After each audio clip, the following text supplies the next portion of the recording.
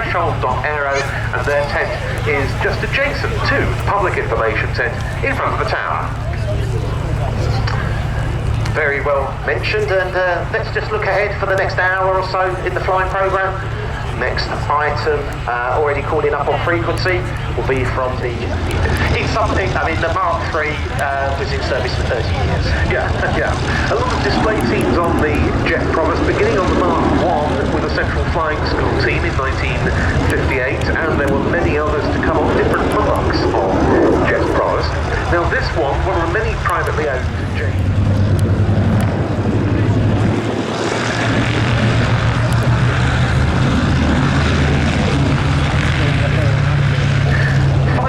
Then, coming up for the hunting Jet Provost T3A of the Newcastle Jet Provost Group.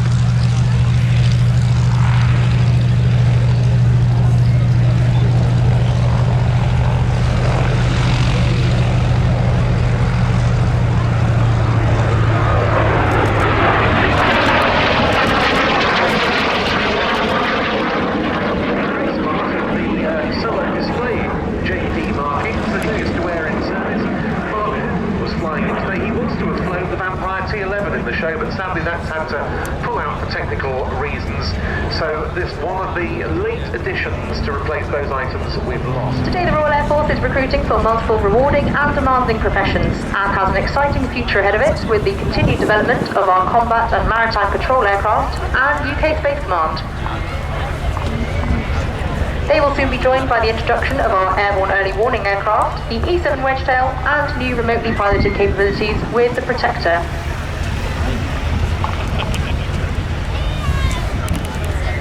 The high tempo of operations continues today with aircraft and personnel deployed around the world, operating with NATO and our other allies. Bob will now enter the final section of the display with another ballistic roll and half horizontal.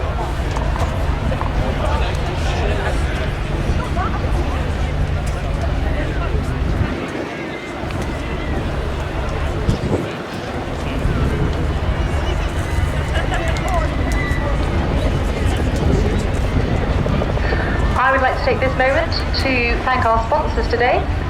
They are the Royal Air Force Benevolent Historic aeroplane, and they of course get the chance to travel on it to displays around Europe. And this is one of the civilian warbirds that conducts the longest range deployment to air shows of them all. It spends a good part of every season undertaking overseas display commitments of one type or another. And that's no wonder now, because this is the only airworthy example of this type in Europe. There used to be a couple of others, one in the Netherlands, one in France. They have both now been sold, and so this is the sole representative in Europe of an aircraft that was, as Andy was saying, very important in the European theatre as well as in the Pacific theatre for which it was originally conceived, because this was a design that was developed in the run-up to World War II, when the US Navy recognised it had a need for a new patrol bomber to counter potential Japanese threats in the Pacific. This was initially a pure flying boat. It hasn't always been an amphibian, this design, but we see it here in amphibious guise, getting airborne, the Consolidated PBY-5A Catalina.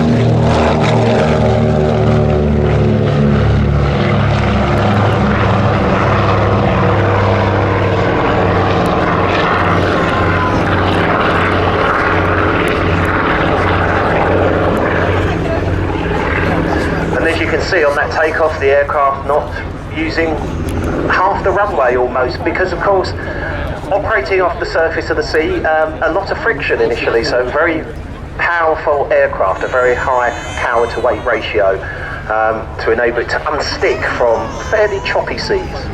2,400 horsepower in total from the two Pratt & Whitney twin Wasp radial engines, and when this aircraft first appeared, the patrol aircraft prototype first flew in March 1935, it was very innovative.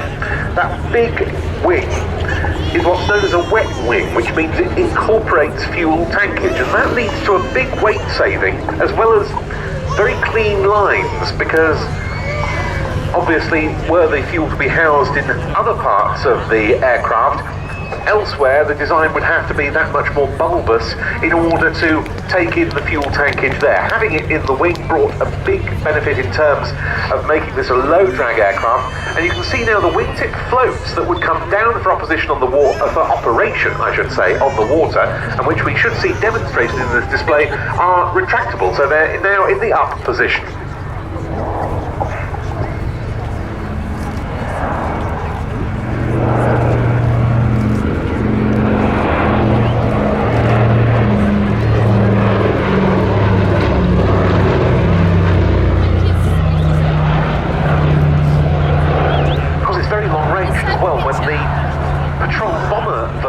Prototype first flew in 1936. It achieved a new world distance record in excess of 3,400 miles on its first ever flight. And of course it had to be long-ranged for the sort of operations this aircraft was to undertake in almost all theatres of World War II as it took out. It started off in the Pacific, but then, as we were saying, in the Atlantic, also in the Indian Ocean, and whenever basically there was a key maritime operation, Catalinas were there. And with the convoys coming across from the United States almost exclusively to the UK, in the build-up to D-Day, and in fact much earlier than that, 1941, 1942 onwards, they talked about the Atlantic Gap. It was the bit in the middle. Land-based aircraft in the US and land-based aircraft in the UK could only reach out so far. There was a big gap in the middle, and that is where the Catalina really came in, with other aircraft such as the Very Long Range Liberator as well, to actually provide air cover against German submarines primarily.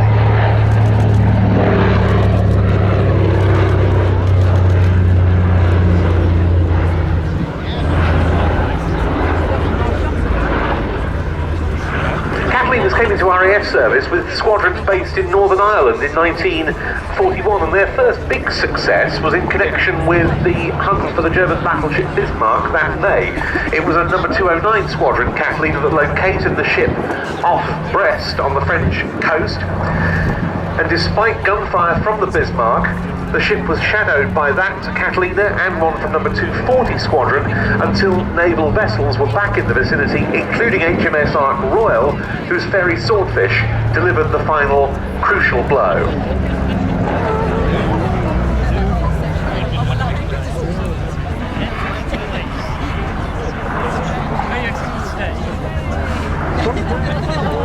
Very close to Murmansk in the Soviet Union. In fact, the last U-boat sinking of the Battle of the Atlantic was by a Catalina from number 210 Squadron. It took place northeast of Sullom in the Shetlands on the 7th of May 1945, so just one day before VE Day. That U-boat, U-320, was on its first operational patrol, and it ended up being abandoned on VE Day itself. Rather bad luck for the crew, but they did all survive. And there are the wingtip floats down.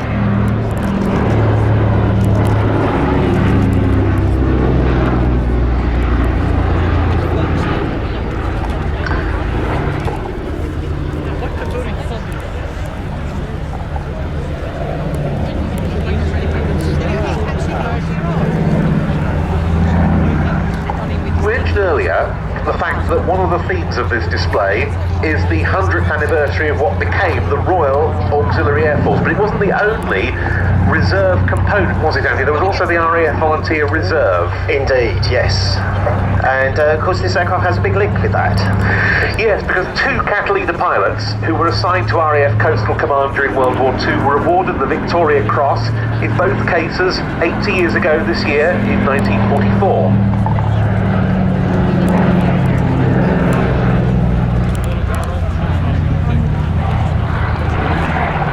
In both cases, it was for pressing home attacks against German U-boats in the face of very heavy fire. One of the two pilots was a Canadian, Flight Lieutenant David Hornell. The other was Flying Officer John Cruikshank of number 210 Squadron, and he was a member of the RAF Volunteer Reserve. Cruikshank's story is incredible. He was hit in 72 places on his body. His navigator was killed. Yet the aircraft was brought back from the middle of the Atlantic to Sullom in the Shetlands, a 5-hour flight or so, mostly carried out by the second pilot who had himself been injured in the battle against that U-boat. John Cruikshank, the pilot on that sortie, is still alive. He is the oldest surviving recipient of the Victoria Cross. He's now 103 years old, and he's only recently, this year, been presented with the Air Efficiency Award, which was a decoration given to many members of the RAF Volunteer Reserve and the Royal Auxiliary Air Force who served on operations. The reason he was only awarded it this year was due to an admin oversight. He should have received it 75 years ago.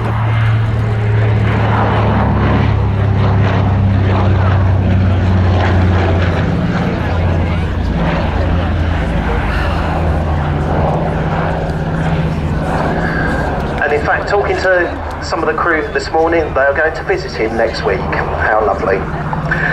Yes, indeed, he's been able to see this Catalina, I believe, on various previous occasions. This aircraft painted in the colours of another very notable Catalina, an OA-10A rescue aircraft used by the US Army Air Forces in Britain at the very end of World War II in the European theatre. The 8th Air Force had wanted to set up an air-sea rescue service with Catalinas rather earlier than that to look for downed airmen, particularly in the North Sea and the Channel. They hadn't been able to because Catalinas were in such demand elsewhere. They then got their hands on some, one of which was named Miss Pickup in recognition of the rescue role. And that aircraft served with the 5th Emergency Rescue Squadron based at Halesworth in Suffolk. And on the 30th of March that year, it landed on the water while it was involved in a rescue sortie, but it couldn't take off again because the starboard engine had failed. The Catalina taxied for an hour and a half to get clear of the Dutch coast. At midday the following day, a number of German Messerschmitt Me-262 jet fighters came along, shot the OA-10A up, and it was abandoned. The crew got into dinghies, and they were rescued 4 days later on the 4th of April, and this aircraft commemorates that one with the replication of the Miss Pickup nose art on the nose. And of course there's a little bit of history repeating itself here, because this actual aircraft back in 2020 had an engine problem whilst operating on Loch Ness. Yes. And if you're a fan of the television programme Saving Lives at Sea about the RNLI, one of the episodes actually covers that rescue, and it's a fascinating story to hear RNLI crews being called out. And what are we going to get? Is it a fisherman? Is it a kayaker? No, it's a Catalina amphibian engine failure, Loch Ness. Because we should say this aircraft does operate regularly from the water, particularly they go over to France, to Biscarrosse, and do quite a bit of training over there as part of its many international commitments.